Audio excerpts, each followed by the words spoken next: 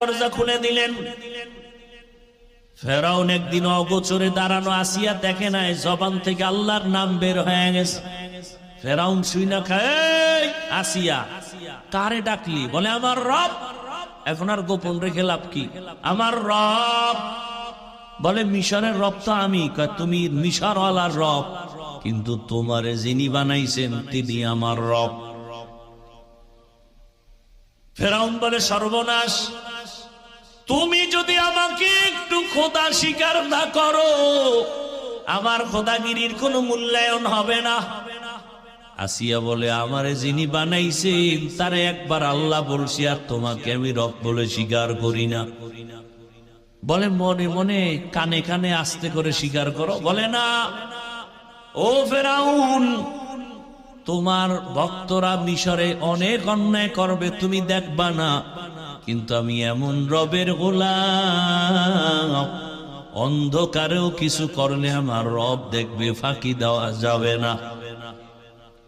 ফেরাউন দেখলো পালা উল্টা পাল্টা, আসিয়া তো নরমই হয় না। হামানেরে বলে পূজাও, পূজাইয়াও পারে না। শেষ পর্যন্ত ফেরাউন গরম হয়ে গেল, আসিয়ারে আর শান্তি দেওয়া যাবে না। এক আল্লাহরে মানার কারণে ওই ফেরাউন এবার আসিয়ার খানা বন্ধ, ঘুমের বিছানা বন্ধ। আসিয়াকে এখন একের পরে এক অত্যাচার। এক পর্যায়ে আসিয়া যখন নতুই হয় না, আসিয়া বলে জীবন আমার আল্লাহর জন্য, আমি মরে গেল আমার কালেমার রশি গলায় লাগাইয়াই মরে যাব। ফেরাউন কয় আসিয়া শেষ, চান্স দিলাম, না মানলে তোমার শুলিবিদ্ধ হবে, ফাঁসি হবে। আসিয়া বলে ফাঁসির মঞ্চে যাব, টেনশন নাই। শেষ পর্যন্ত তাই হলো, ফাঁসির তারিখ হয়ে গেল। মিশরের ময়দানে কোটি মানুষের ভিড়। ফেরাউনের স্ত্রীর ফাঁসি হবে।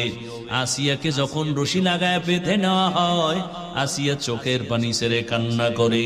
ও পর্দার আড়ালের আম্মা জানেরা খেয়াল করেন, ও আমার যুবক বাবারা, কয়দিন আর দুনিয়ার রং তামাশায় ঘুরবা? জীবনে তো কম ঘুরলা না, নামাজ কম সারলা না, বেপরদায় কম চললা না, মোবাইলে গুনাহ কম করো নাই, এখনো কি তওবা করবা না? আল্লাহর কোরআনটা কি মিথ্যা মনে করেছো? নবীর কথা কি মিথ্যা মনে করেছো রে বাবা? কই তোমার চোখের সামনে আমরা নবীর আদর্শ মানিয়া চলার কারণে না খাইয়া তো কেউ আমরা মরি নাই, সম্মান কমে নাই, ইজ্জত কমে নাই। ও যুবক, আল্লাহ পাক ইজ্জতের মালিক, হায়াতের মালিক, রিজিকের মালিক। আসিয়া